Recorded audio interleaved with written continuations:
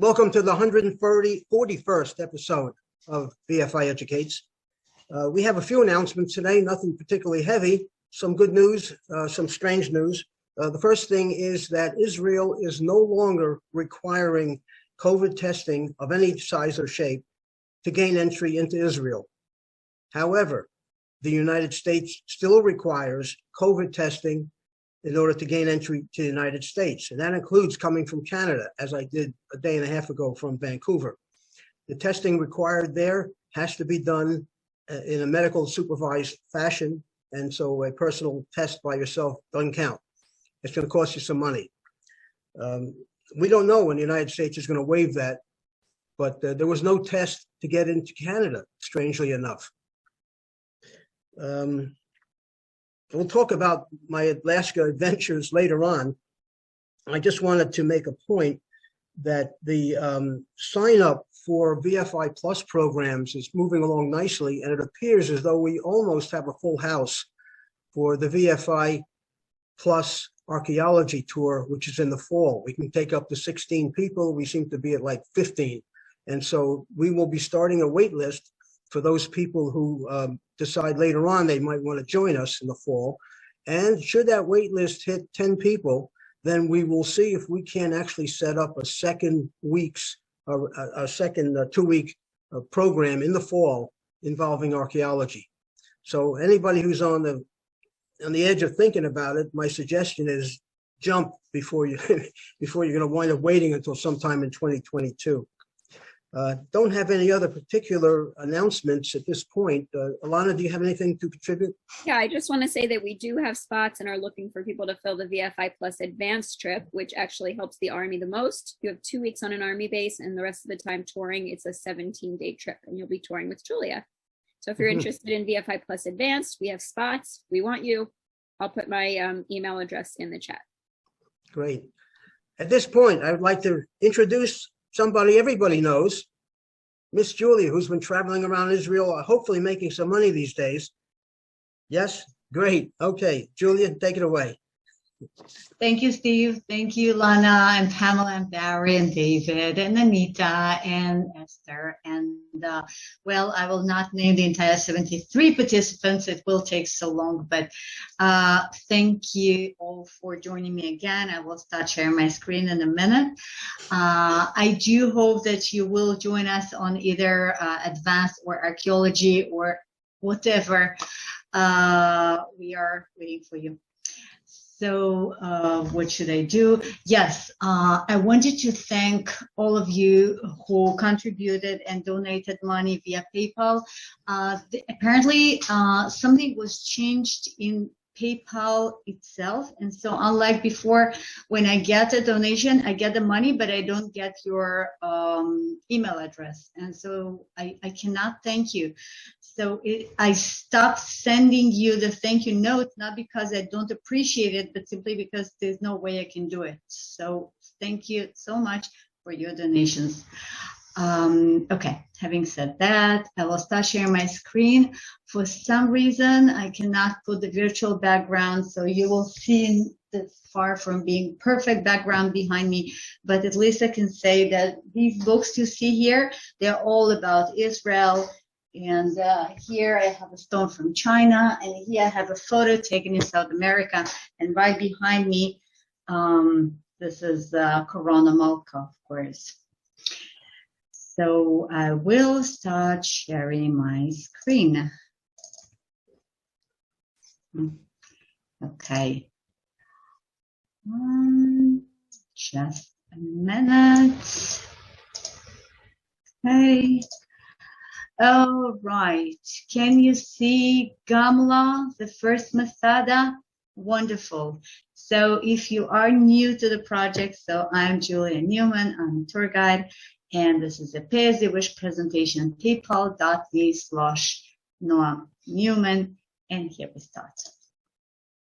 So I would like to start with the fact that unlike before, I think every single presentation I ever made would start from, oh, I wish you could be here with me, and it's so much better in reality and things of that sort.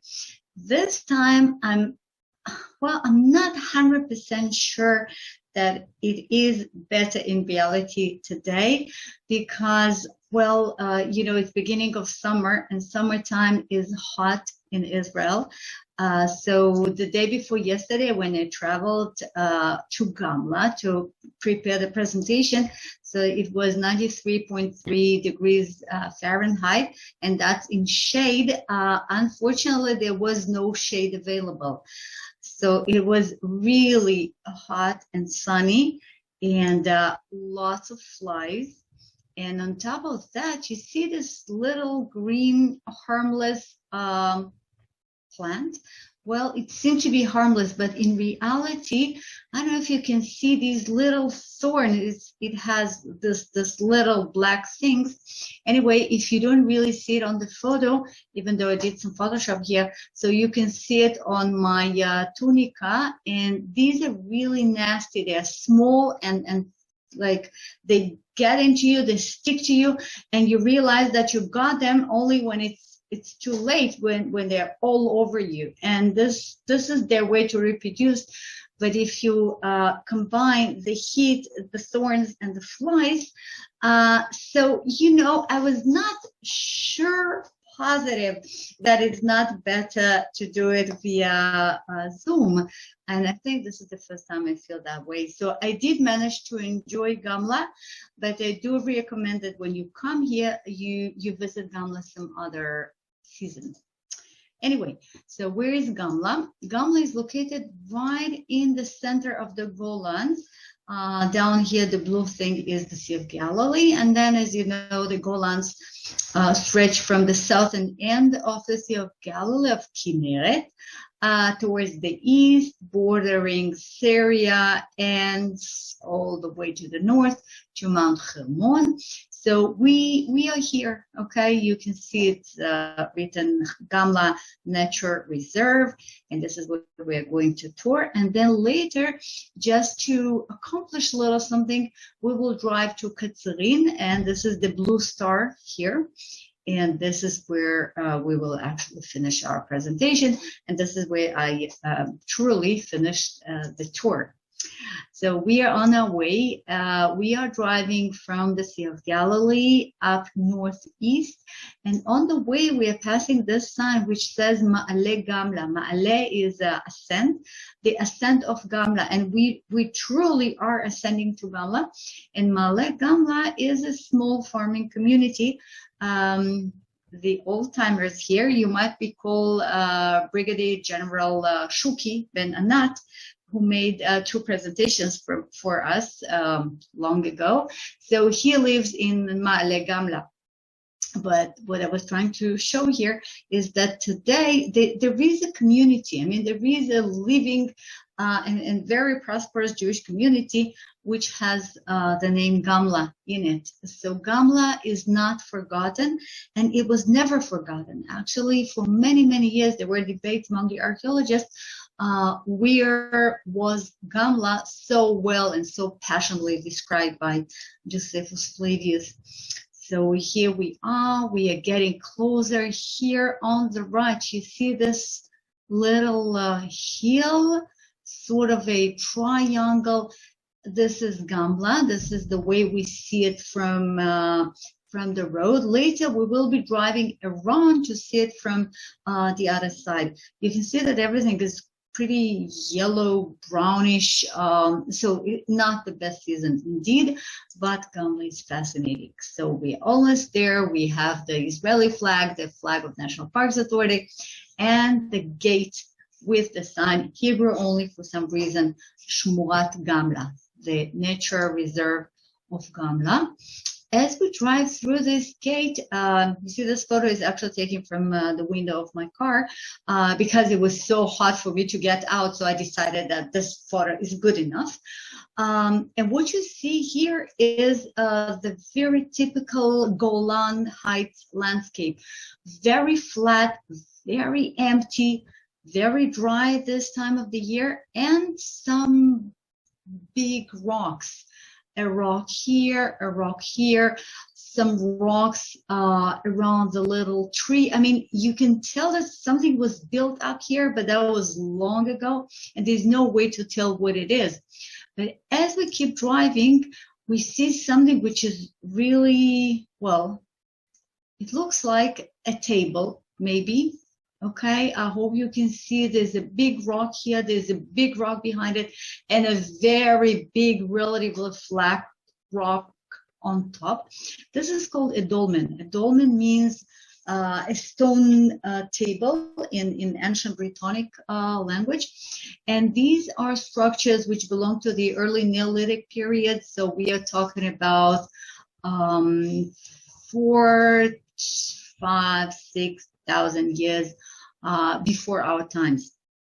So these dolmens they exist all over the world. We have different theories about them. I might be talking about them in the next presentation about the Golans. But anyway, one of the best places to see this mystical ancient structures we know nothing about. I mean, the most common theory is that these are tombs, but I mean, they weigh tens of tons, tens of thousands of kilograms. How do you lift the stones? Why do you lift the stones? What do you do with it? We have, well, lots of theories. And one of the best places to see dolmens and explore dolmens are in Gamla Nature Reserve. So now we parked our car, got our tickets, and the first thing you see here is a little picnic area with a relatively new snakes and ladders game for kids. I hope it works. I mean, when I was in Gamla, I was the only person there. I've seen a few geckos, and that was it. And I can totally understand why. I mean, even the guy who was there to sell tickets, you know, he was quite surprised to see me. Let us take a little look, 2 minutes video, you know, a little introduction to Gamla. And you will see some vultures. I will say something about them, but Gamla used to be known for the vultures.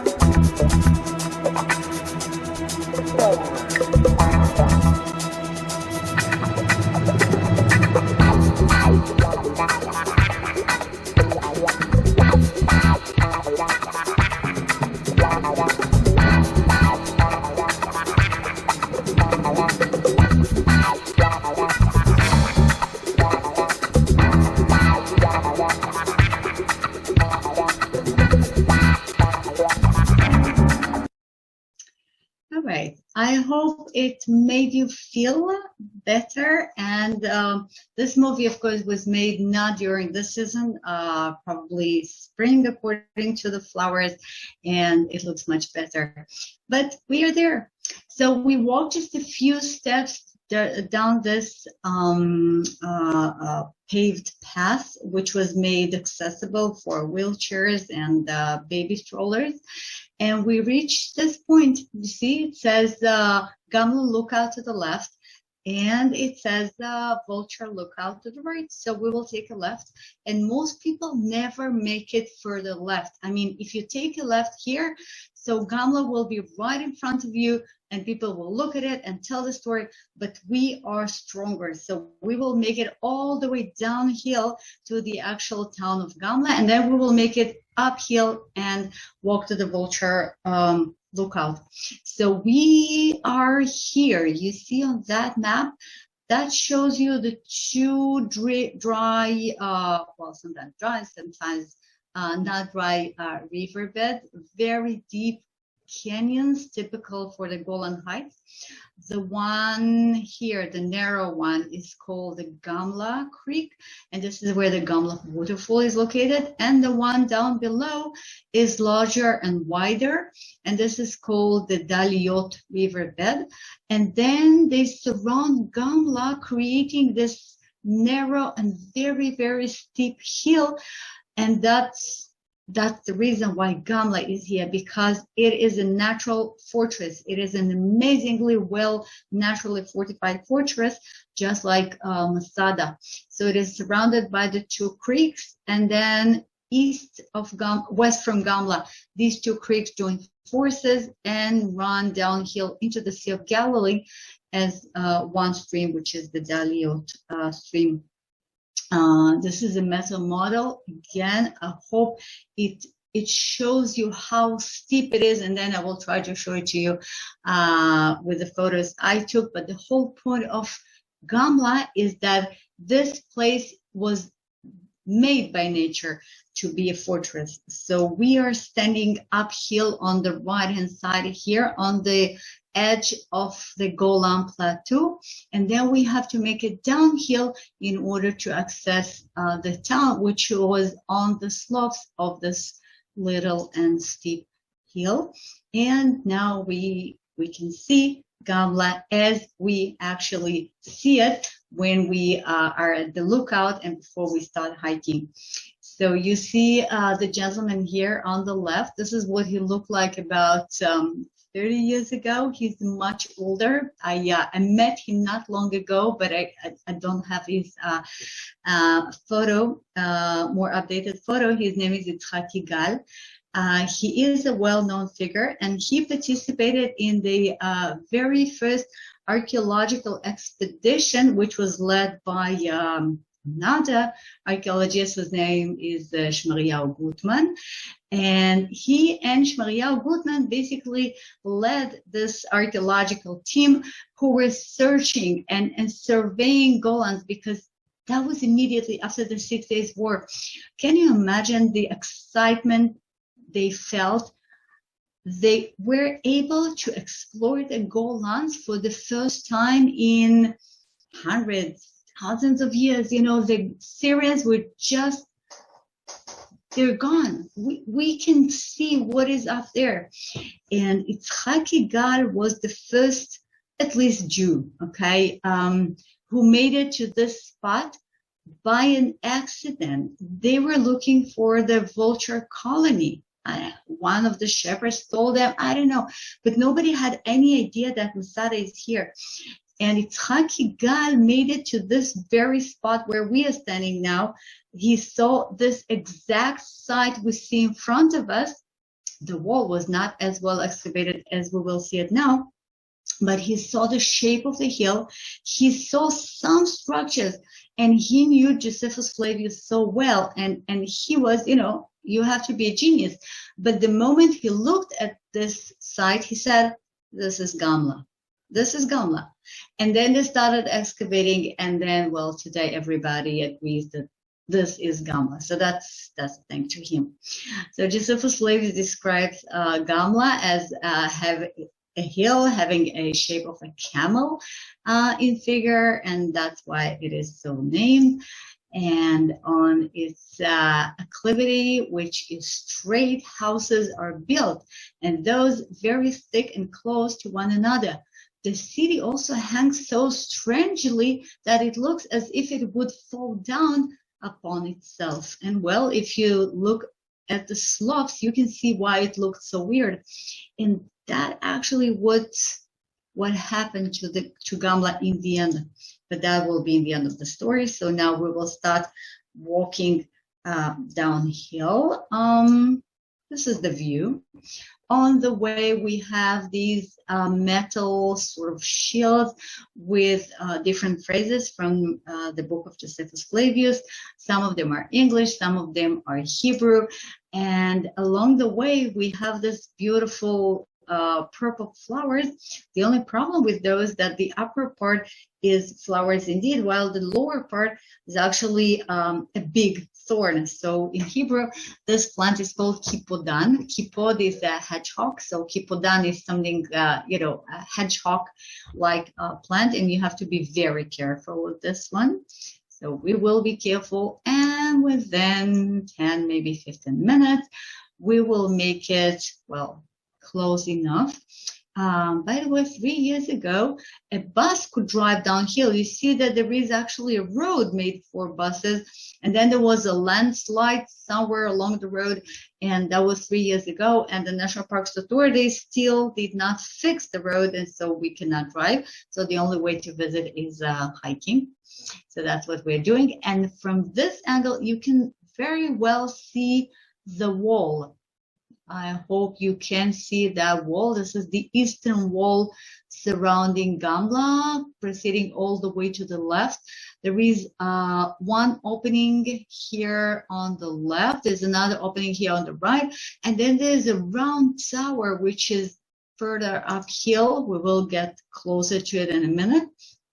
And that's what the board, which helps our imagination, is showing. We have this solid wall, which was built according to the command of Josephus Flavius. You do remember that before he was an historian, he was the commander of the northern region. He was the commander of the great Jewish revolt against the Romans in the Galilee and the Golans. Back then, there was no actual separation between the Galilee and the Golans. That was one northern region. So as a preparation for the expected siege of the Romans, I mean, Josephus Flavius knew for sure that the Romans will come. So he commanded to build this solid wall, and it was built very, very fast. They had no time.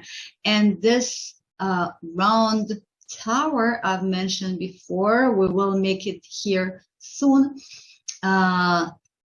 It plays a crucial role in our story.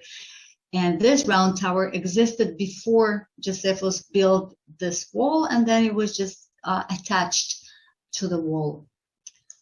So the Romans got up and surrounded them. Indeed, the round tower. This is what it looks like when we get as close as we can to it.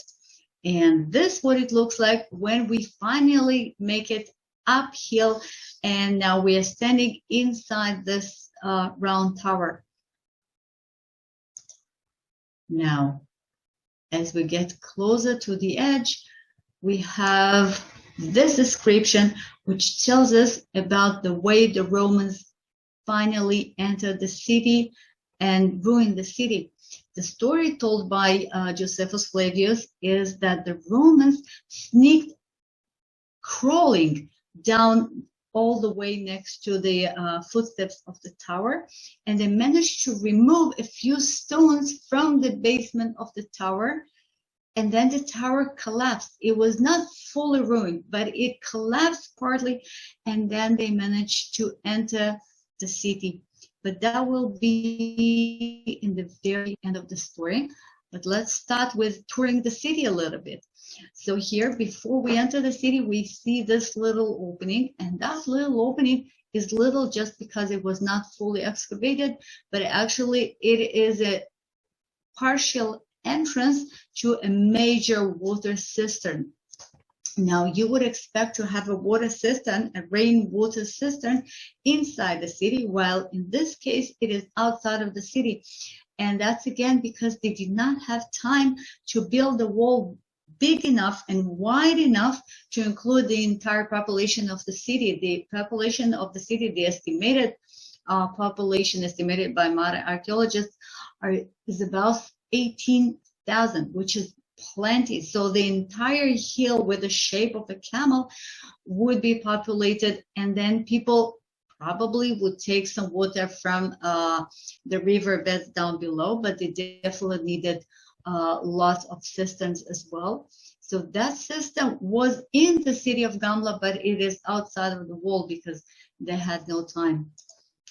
Now we are about to follow the Romans. We are going to enter the city through one of the entrances which were made by them. I mean, what happened with the city, it used to have a partial wall. It used to have gates to it, but then Josephus commanded to block the gates, to finish the wall, to complete it and make it as fortified as possible.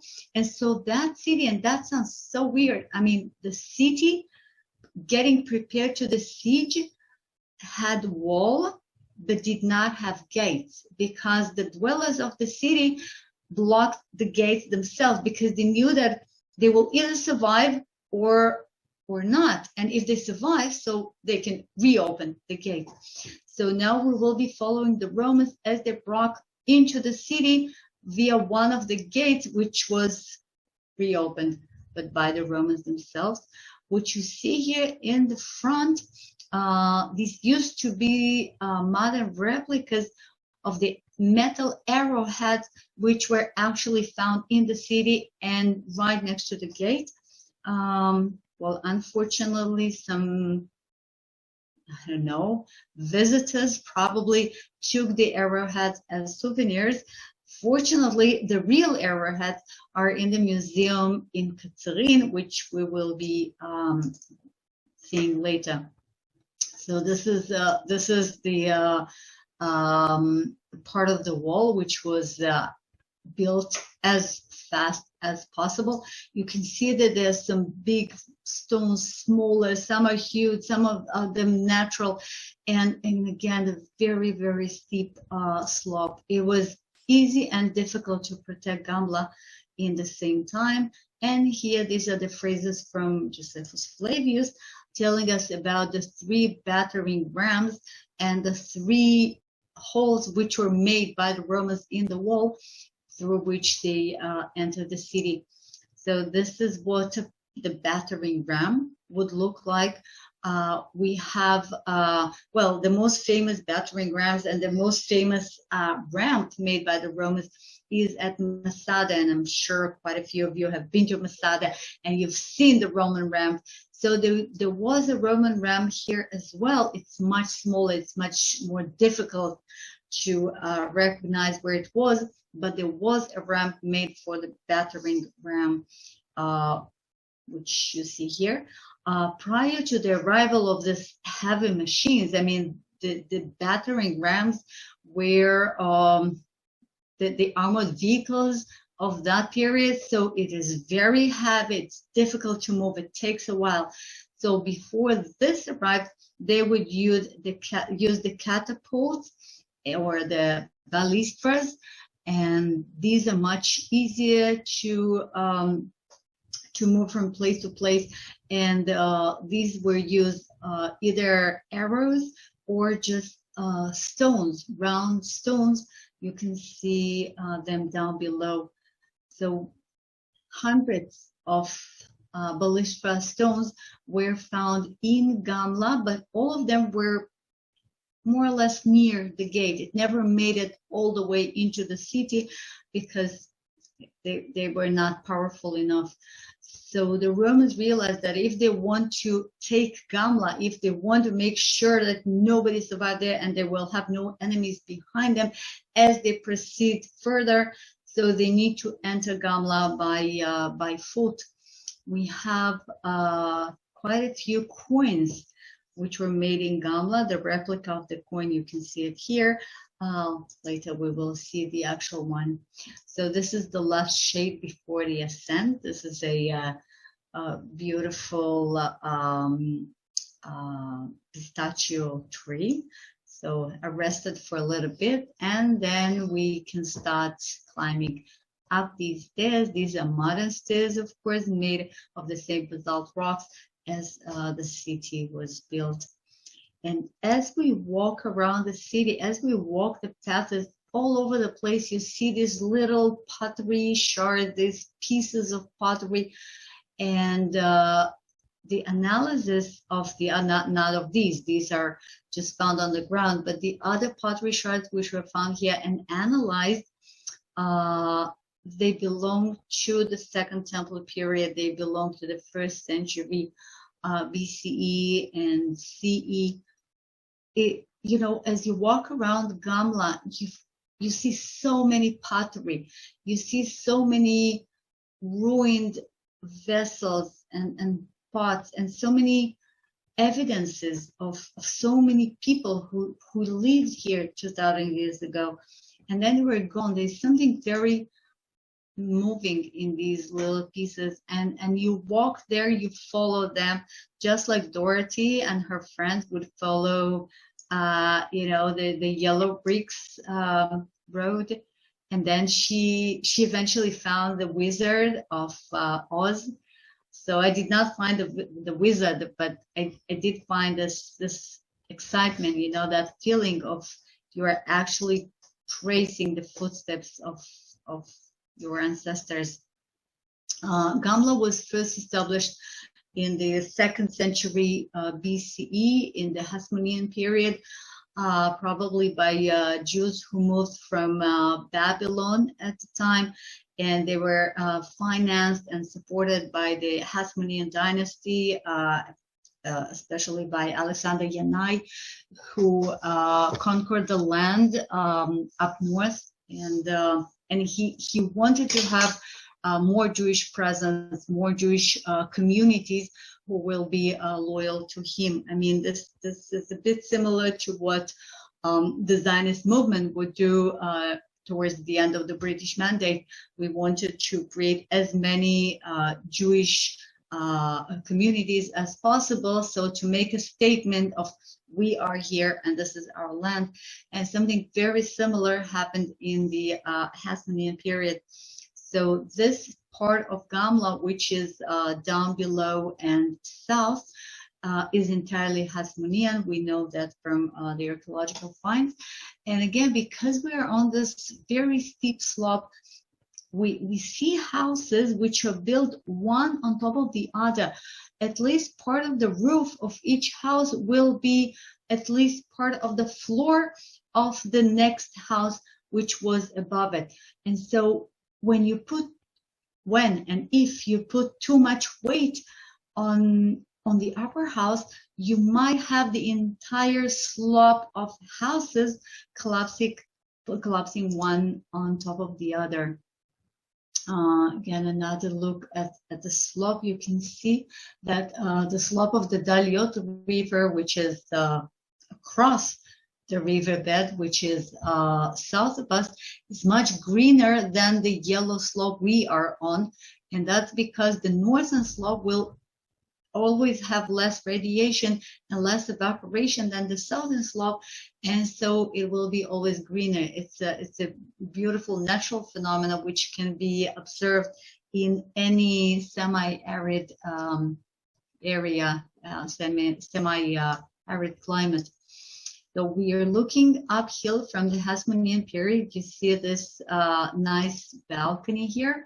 So we approach the balcony and you see there's a flower which grew bigger and covered about half of the balcony, which proves that it's not that today we are the only visitors here, but not that many people would hike all the way to Gamla. So I'm actually very happy that I can share this experience with you. A few more walls, a few more structures, and we make it to an oil press, oil press, would be Gat Shmanim or Gethsemane, which has a totally different significance in Christianity. But basically, this is the Gat Shmanim. This is where they would produce olive oil. And these big stones with the holes in them, with these openings in them, this is called mishkolot. Actually, these are the weights which were used to press, to put as much weight, as much press on the crushed olives as possible. And then, you know, when you crush the olives, so you get something which looks like a disgusting porridge. I don't know if you have a slide, olive-made porridge. And then you squeeze it harder, and then you have virgin olive oil, which is the most pure and the healthiest oil of all. And this will flow into this opening here on the left, and this is where it will be stored until it will be placed in jars and, you know, used or exported. Right here at the entrance to Beit Chabad, okay, the olive press, they found coins, plenty of coins. We will see these coins later in the museum. What you see here is the crushing stone. So this is where you would put the olives. You see that it's partly restored. I don't know if you can recognize, but it's partly concrete. Okay, and of course the wood is modern, but this is where you would put the olives, and then you will have the crushing stone moving around, moved by a camel, donkey, depending where, and then you will get this disgusting porridge, which later will be squeezed. And from here, we take a look at this most important structure, most famous structure, one of the main reasons for people to visit Gamla. And well, obviously it's not a private house, it's a public structure. And well, you probably guess what is the most important, significant public structure in a Jewish town. And we are talking about a synagogue, of course. And what makes it even more special is the fact that right next to the synagogue, I mean, literally next door, we have a mikveh. The mikveh of Gamla is one of the most ancient and best preserved mikvehs ever found. And it is right next to one of the most ancient and best preserved synagogues.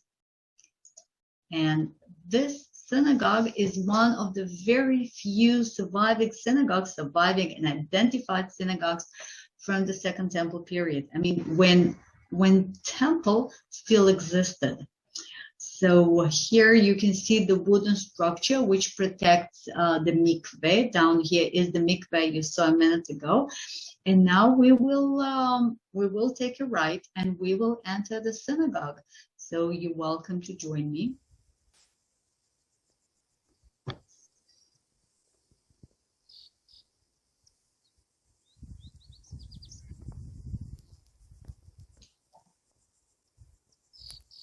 Right.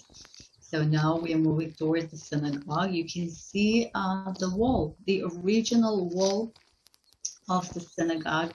I mean, this is the same wall, the same stones. The last protectors, the last fighters of Gamla would be touching. There's no way I can tell you, I mean, there's no way over Zoom to show how hot these stones are. This is what the synagogue would look like when it was a functioning one. And again, I have no idea, truly, I have no idea how people lived in Gamla and other places like this, because it's entirely made of basalt. Basalt rock is black. And when it's, well, almost 100 degrees Fahrenheit, the rock is so hard, so hot that you can barely touch it. And no way you can be inside a structure like this, especially when there were very few windows back then, because it's much more complicated to build a window, and there was no glass yet. I mean, not for simple things like a window. So it's really hard for me to imagine life in Gamla with no air condition, but I guess they were just used to it. So now we are inside the synagogue, this gathering house, not yet a prayer house. And now we are looking east. That hill in front of us, now you see on the very top, there's a little roof here.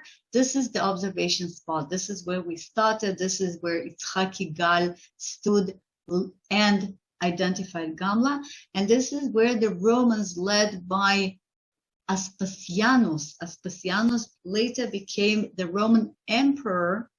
He was already the emperor in the end of the Great Revolt. When the temple was ruined, Aspasianus was the Roman emperor, and his son Titus was leading the Roman soldiers. But here we are in the beginning of the Great Revolt. We are in 66, maybe 67 CE. And at that point, Aspasianus is the chief commander of the Roman legions. And he is standing up here at the observation point, and he's looking at the synagogue.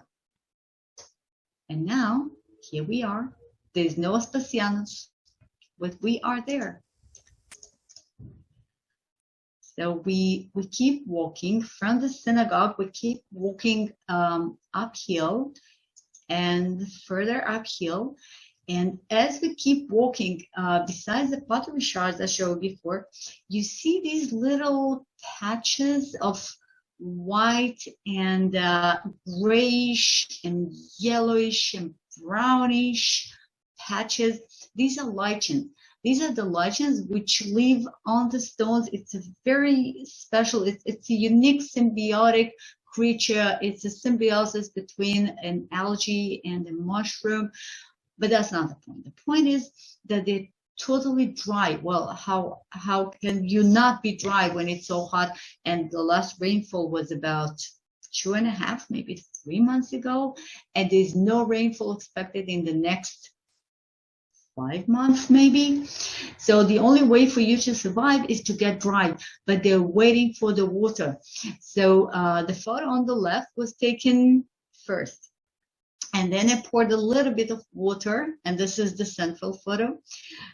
You see this dry patch, that's water. And then on the right, after you pour some water, you rub it a little bit, and here you can see the green color. Within a few seconds, after a few drops of water, this creature comes back to life. It becomes green, and it's ready for the photosynthesis. It's ready for reproduction. It's ready for happy life. And this is just amazing. You know, I graduated biology before I became a tour guide. And this is something I can't resist. I had to show it to you. And finally, we make it almost to the very end, the very western end of this narrow hill. And I hope that on this photo you can see how steep the slope is. Very steep, going all the way to the river down there. So now you have to build up the houses. You build them up in your imagination, of course. Nothing survived. And one house is built on top of the house, and one roof is the floor of the other house. And then the Romans enter. The Romans enter, the rush to the top of the hill. Tens, maybe hundreds of Romans are standing on the roofs of the houses. And then the houses start to collapse, one after the other. The houses are collapsing, killing the Romans and the Jews alike. And the Romans were so shocked and terrified. They did not expect it. So they run back. They abandoned the city. But a few days later, now they're ready. There's no surprise. They enter the city once again through this opening, which was made by the partial collapse of the round tower, as I told you. and then they kill the Jews. They push them from the top all the way to the bottom. I mean, there's no way you survive. And if you do survive, you're wounded, you can't escape, the Romans will kill you. And that was obvious. And the Jews knew that they will not escape. And so the very end of Gamla, and that's what Josephus Flavius tells us. And this is what brought this name to Gamla, first Masada. The Romans climbed the mountain, and I don't say the word because of wait, I have this line. Surrounded. Surrounded, thank you. Surrounded the Jews and killed all the warriors who stood for their lives, and also did not pity the people who reached out to them for pardon, because the memory of their stumbling brothers when they first ascended the city hardened their hearts very much. And when the Jews despaired of help, many caught their children and wives and rolled with them into the abyss, whose mouth is very deep to the side of the mountain. Well, you saw it yourself. And the number of those slaughtered by the Romans was 4,000. And in contrast, there were 5,000 martyrs who fell from the top of the mountain, and no one is left alive except 2 women. These women who were left alive, it's a repeating story. We know exactly the same happened in Masada, according to Josephus. Are these same 2 women? We don't know. But here you see that they caught their children and wives and rolled with them into the abyss. I mean, they committed suicide. It's not that they thought they will be able to survive, but here they decided to be killed by themselves rather than by the Romans. Very similar to Masada indeed. And then I climb all the way uphill. And when I make it up there, I feel like this dog. You know, there's an expression in Hebrew, im lashon b'chutz. It literally means with your tongue sticking out. It means that you are totally exhausted. So this is what I felt when I got back, and then I got a popsicle. We proceed to the Vultures Lookout. It's a beautiful lookout overlooking the Golans and the Sea of Galilee. We used to have a vulture colony which would nest on the cliffs next to here. They stopped nesting this year. There was not even one chick. Unfortunately, they have a cage where it's called the acclimatization cage, where they raise vultures. They hatch the eggs, and then the chicks are released to the wild. Hopefully they will, start reproducing in the wild. But now the female just passed away. Her name was Lola. But we still hope that the vultures colony will be back. Another view of the riverbed and the vultures. These are the griffon vultures, the nesher, this is the Hebrew word, a prey bird, which is mentioned 48 times in the Bible, but it is impressive indeed. So they used to nest in Gamla, and we really hope that we will be back nesting in Gamla. More ruins of Dir Karur from the Byzantine period. And here we are invited to hike to the waterfall, the Gamla waterfall, and to do shoe cleaning. Now we don't really need to do shoe cleaning, but the thing is that wintertime, after rains, the basalt rock, which produces the local basalt soil, that soil is very dark, very sticky, very thick. And well, if you come to Gamla wintertime, so you have a very different experience from my experience. You don't need a popsicle, but you do definitely need a shoe cleaning. So this is what they offer you before you get back to the car. Now, I did not walk to the waterfall because it's so hot and because the waterfall has very little water this time of the year. So I just took a photo from the internet. And you see how pretty it is and how green and lush and beautiful. I mean, it is a wonderful hike winter time. And this is the highest waterfall in Israel. I have the capital letters for the water because we have much higher waterfalls in the desert, but then they're not true waterfalls. I mean, these are dry waterfalls, and only during flash floods there will be actual water, while Gamla has water year round, and so this is a true waterfall. And beautiful, beautiful. Now we drive to Golan Archaeological Museum to see some of the finds in Gamla. So now we are in the shopping center of Katzrin. This is what the museum looks like. It's a tiny little museum. Very few visitors. I don't know if any of you ever been there, but if you visit Gamla, so you should definitely visit Katzrin as well. And then they also have a great brewery with a nice restaurant to it. So we enter the museum, and then we have that corridor dedicated to the finds of Gamla. So here you can see the coins from the 1st century CE, which were found at the entrance to the oil press in Gamla, as I showed you before. And these coins, they are the coins of shekels, which were made during the Great Revolt, and we have each coin will have a year on it, so we know if it was made during the first year, second year. Now in Gamla, that's all we have, but in other places in Israel, we have 1, 2, up to 5.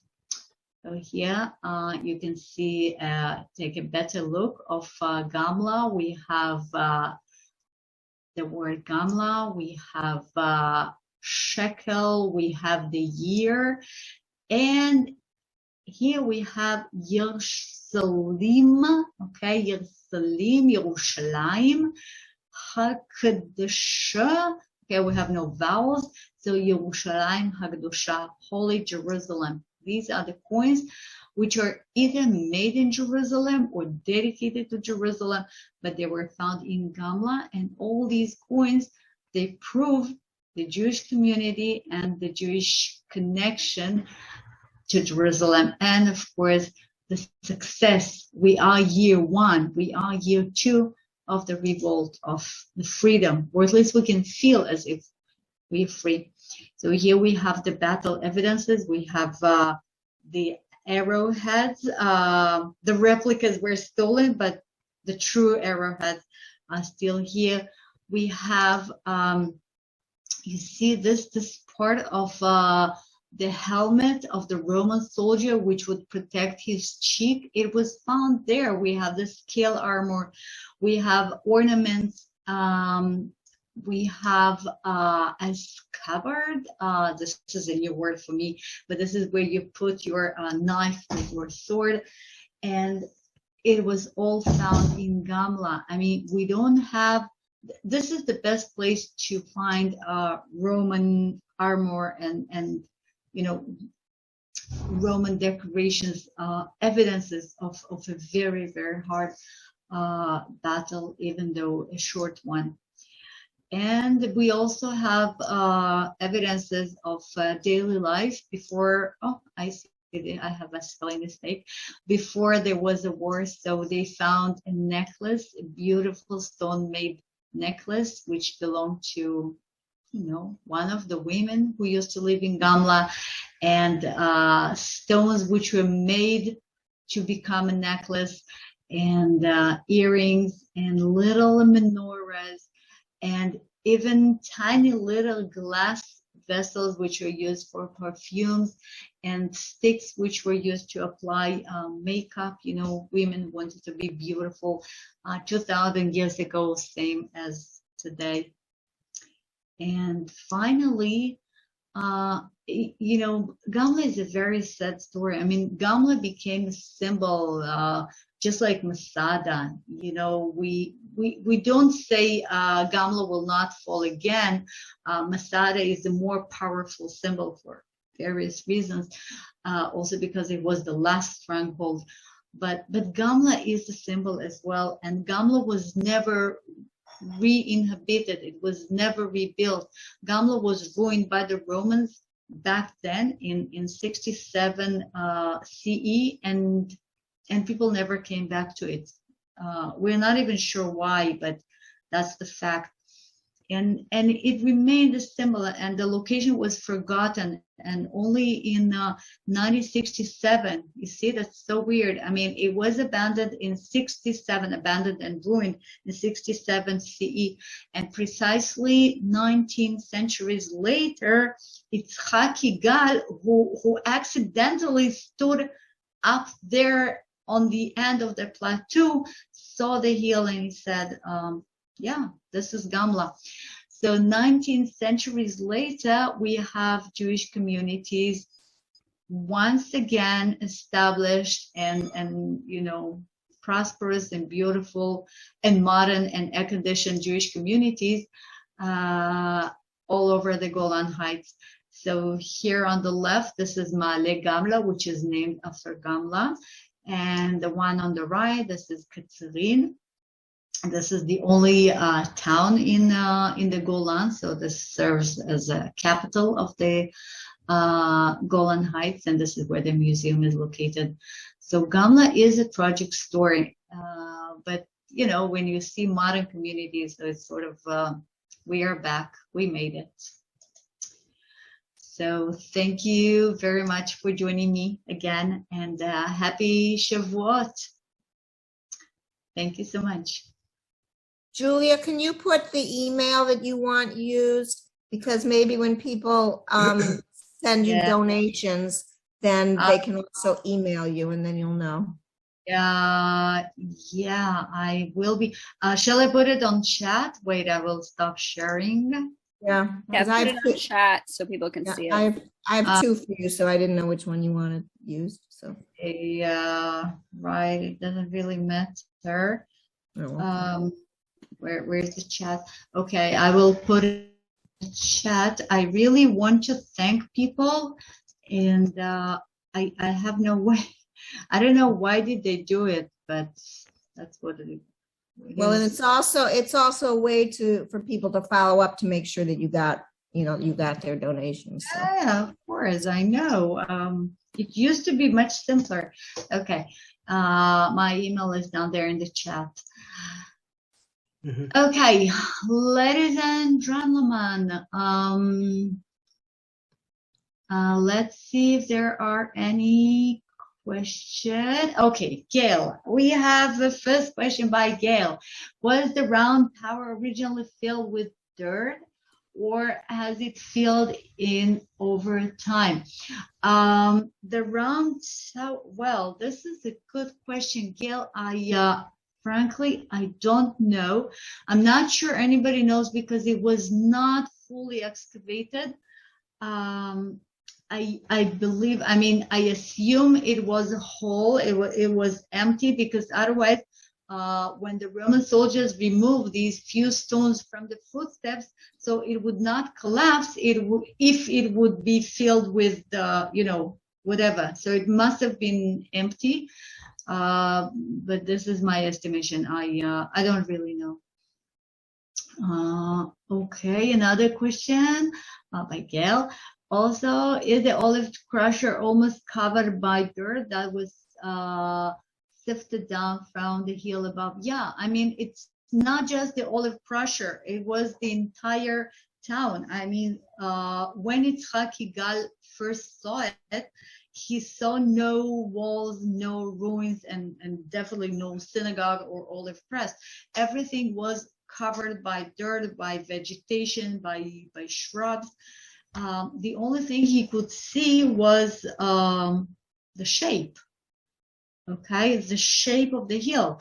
And after he saw the shape of the hill, so then they walked downhill, and then they started, searching around the bushes. That was June, so it was very hot. It was as hot and thorny as it is now, maybe even warmer.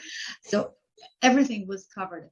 And then little by little, they started seeing some stones here, some round stones from the catapult. They started seeing some evidences to the fact that it's an archaeological site, but everything was covered and everything was excavated.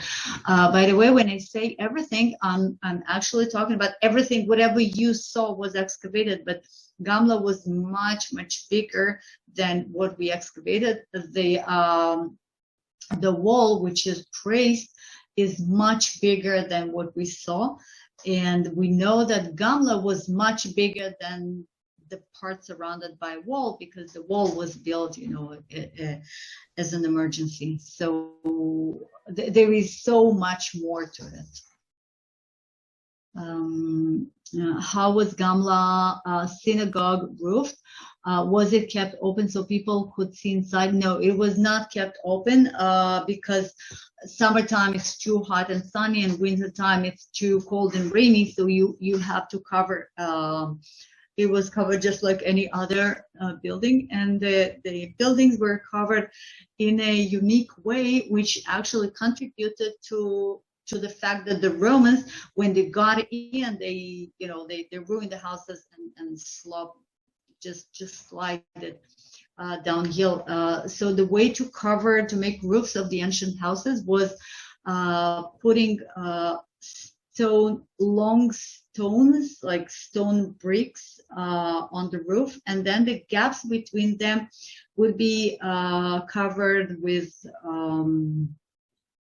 mud, which was mixed with straw and ashes, and so it was a relatively soft thing. The walls were stone made, while the roof was primarily dry mud made, and that's why you have to fix the roofs at least once a year. And there was a special cylindrical stone which was rolled on the roof to make it more dense and more hard. So when you stand on such a roof, so one person can stand on it. We know from ancient scriptures that people used to dry fruit on the roofs. They used to sleep on the roofs, so they were strong enough. But that was made for 1, 2, 3, 4 people maybe, and not for soldiers with all their metal shields. So same was true for a synagogue. So you have to imagine wooden bars and mud in between. Harry, how long is digging still going on and discoveries being made? No, there were some. The first excavations were immediately after Gamla was identified, so that's 67, 68, 69. And then there was another archaeological delegation in the 90s, late 80s, early 90s. My husband participated in those, by the way, and that's it. And they did not excavate it ever since. Again, even though we know that there's so much more to excavate, but as always, we don't have enough money, we don't have enough people, so no, there are no excavations in Gamla for many, many years. Okay, Rosalind, have they found the remains of skeletons or bones of the Jews who were killed? If so, did they properly bury them? This is a good question. No, the answer is no. They found no skeletons. They found only metal objects, metal and glass and whatever is not organic. But that makes sense because, Gamla was taken by the Romans, and we had, we always accuse Josephus Flavius of exaggeration. So maybe it was not 9,000 people, maybe it was 900 people killed, but we have so many people killed, and probably nobody was left there to bury the dead, or probably the Romans would not let them do so. Anyway, we assume that the dead were just lying there in the field, and we have coyotes, and we have wolves, and we have vultures, and we have quite a few other birds of prey. We used to have hyenas up there. So, when you have dead bodies just on the ground, so we have enough wild, animals who will take advantage of it. So we don't have any skeletons, but that's not surprising. I mean, that would be very surprising to find skeletons. Okay, basalt and soapstone are particularly good at storing heat and releasing it slowly over a long period of time, said Harry. That's so true. I mean, this is the reason why, for example, in hammam, in Turkish bathhouses and Indian medicine as well, Ayurvedic medicine, they use basalt stones. You heat them, and then you put them on the body, and then it will release heat little by little, but for a very long time. That's true. So it is very good for your health. But when you take a little dose, a little bit at a time, but when you are in a basalt made town, you are surrounded by basalt, you're standing on a basalt, you can't even, it is so hot, you cannot put your hand on it. You can actually cook an omelet on the wall. So it's really difficult to live there. Okay. I know how, yes, Ellen, I know how to highlight my mouth. I did not do it, and you're right, that was a good idea. Gail, what are the items on the coins next to the cups? I'm not sure. The items on the coins, well, on the coins, they all the coins will have one of the two or both. They would use a cup, which is similar to a Kiddush cup. Maybe it was not Kiddush, but a cup on one side, and there were pomegranates on the other side. And we still have them on some of our coins. The pomegranates symbolize good deeds and prosperity, and we have them for Rosh Hashanah. Generally speaking, pomegranate is a very, very Jewish symbol. So that's what they would have on the coins. Harry, Howie Guy from Montana Trailer Park. Biology textbook. Tell us that the lichens are symbiotic alliances between two organisms. Yeah, exactly. As I said, we have lots of different types of lichens. Some of them look like true plants, and others look like patches of nothing. We have a lot of studies on lichens. They're very interesting creatures. Okay, Jan asked, what is the Jewish population in the Golans, and does the government give sufficient incentives for more to live there? Okay, so the Jewish population of the Golans is approximately 20,000 people. Very few. It's about same amount as the population of the Druze. So we are talking about 40,000 all in all in the entire Golans. The government used to give incentives. It used to be very cheap or cost you nothing to get a share of land, and they will give you some good loans to build your house. But that used to be in the past. Today, as far as I know, there are no incentives. I mean, it is still much cheaper to live in the Golans because it will the property, the real estate is much cheaper there because it is remote and because there's not that much demand. But as far as I know, the government does not, support you to move there.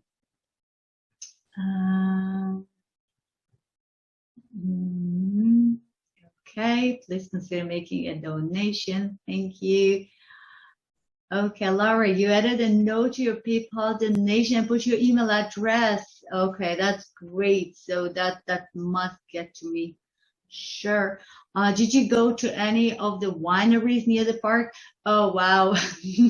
Well, I tell you what, there are quite a few wineries in the Golans. We have the big famous Golan wineries in Katzrin, and we have the Bazelet winery, and we have the Asafet.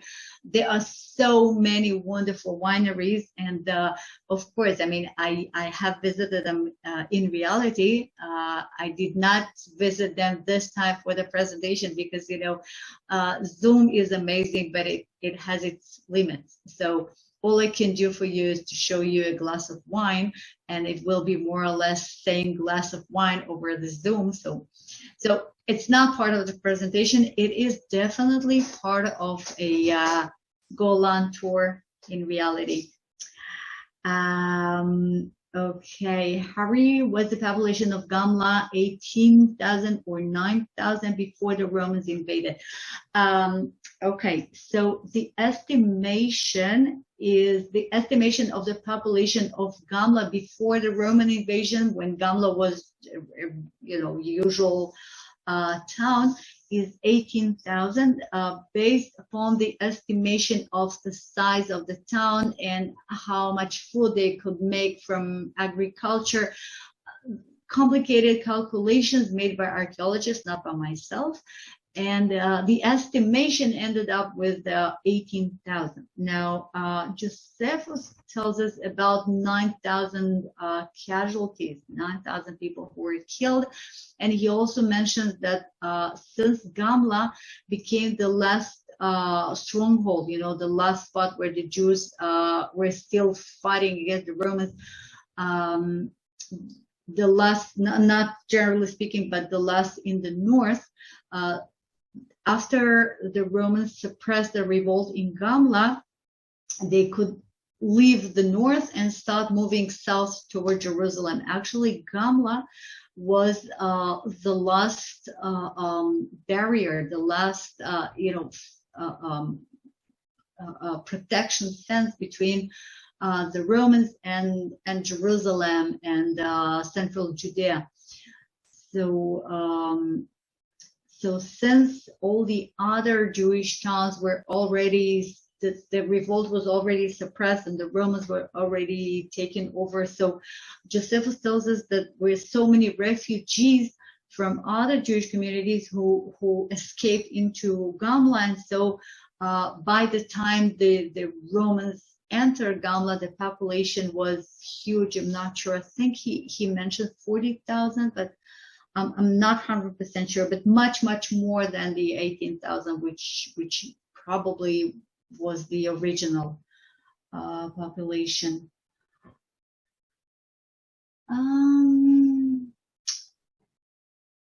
Okay, thanks. Gail, you're most welcome. David, ground olives and other additives called tapenade and used on meat, fish. It's not bad. Well, listen, tapenade is something different. This is when you make a spread and you add herbs and spices and you prepare it in a proper way, and then it's good. But the way to make olive oil is harvest the olives, put them together, crush them, and what you get is a believe me, a disgusting porridge. You're welcome to come over to the Golan, and then in Katzrin, right across the street from the wineries, there is a olive press, okay, a modern olive press, but they tell you the whole process, and among other things, they give you that porridge which is, by the way, can be used as salt. So the leftovers of the press are used as soap and as fertilizer as well. So you can see how disgusting it is. Okay. Okay.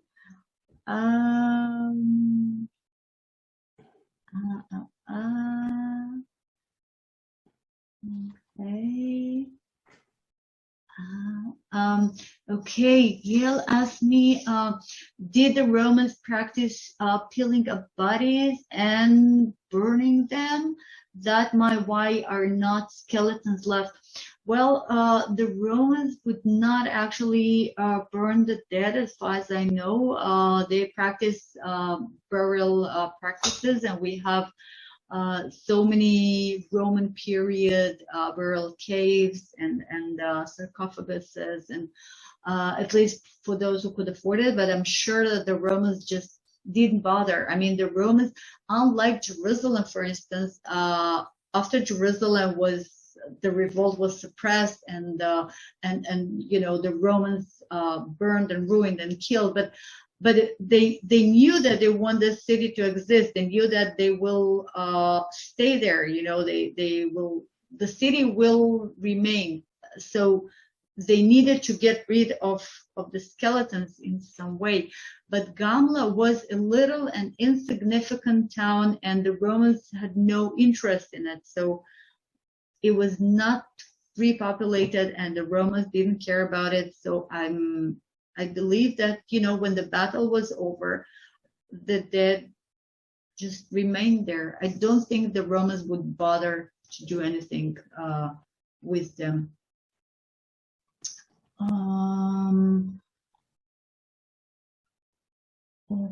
Okay.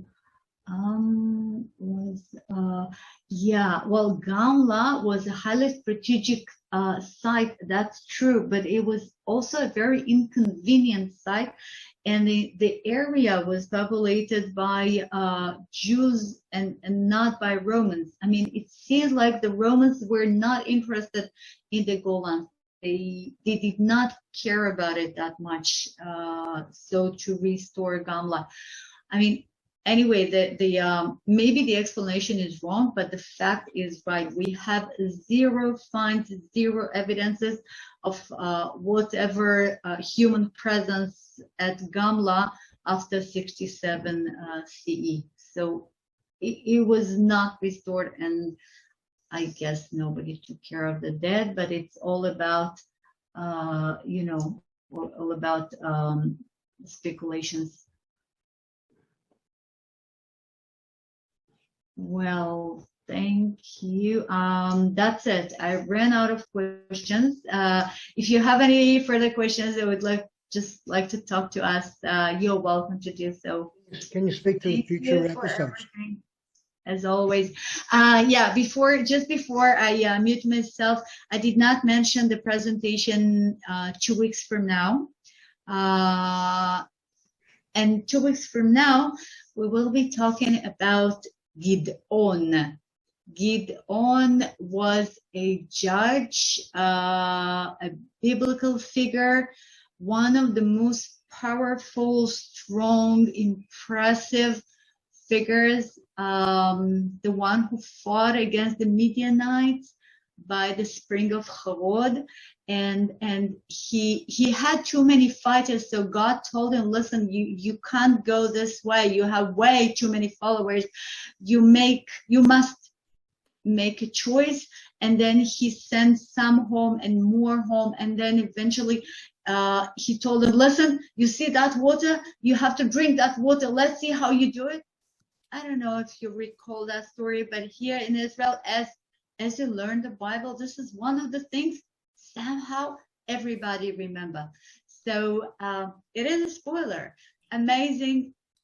Imagine that you are in front of a spring and you are commanded to drink water.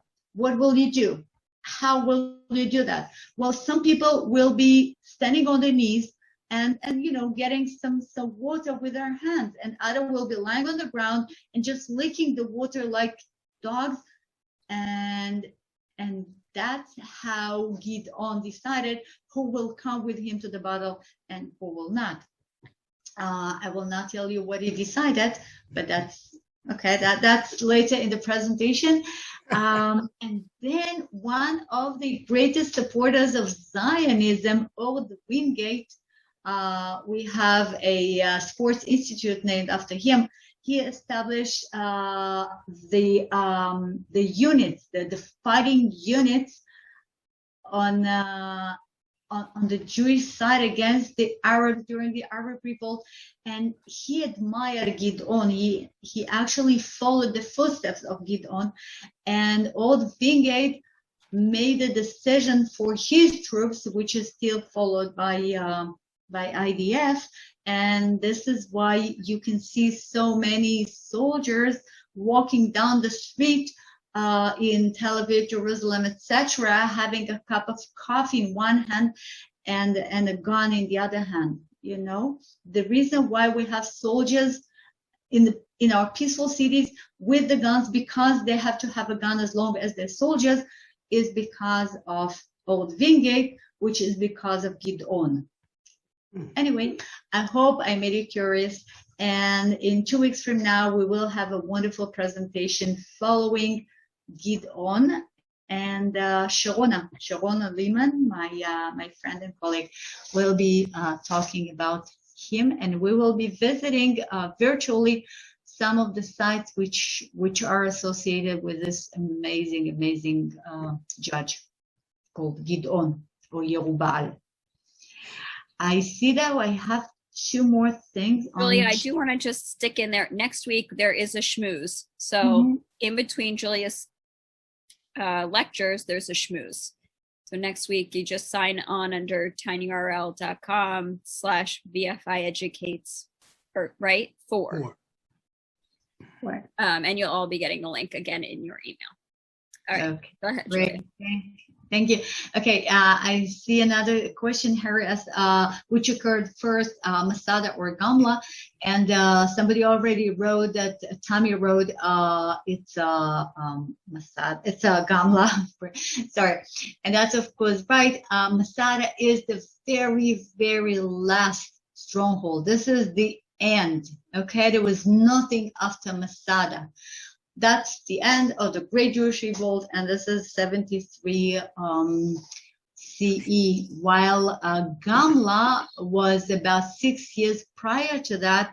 And the significance of Gamla in terms of development of the revolt is that Gamla was the last stronghold up north. It was the last stronghold of the northern region of the Galilee and the Golan.